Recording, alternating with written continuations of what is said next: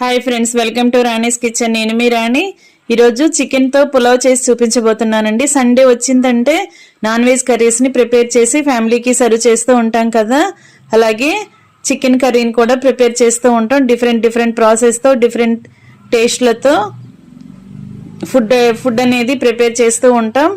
ఒకసారి ఇలా నేను చూపించబోయే ప్రాసెస్తో విలేజ్ స్టైల్లో చికెన్ పులావ్ చేసి చూడండి. చాలా స్పైసీగా, టేస్టీగా ఉంటుంది.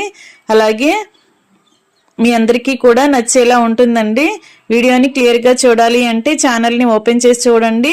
అలాగే రిలేటెడ్ వీడియోలో లింక్ అనేది ఉంటుంది, ఓపెన్ చేసి చూడండి. మీ అందరికీ కూడా క్లియర్గా అర్థమవుతుందండి. చాలా బాగుంటుంది. ఈ రెసిపీ అనేది మీ అందరికీ నచ్చుతుంది.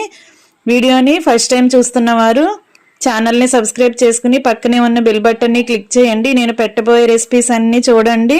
మరొక రెసిపీతో మళ్ళీ కలుద్దాం. Thanks for watching. నేను మీ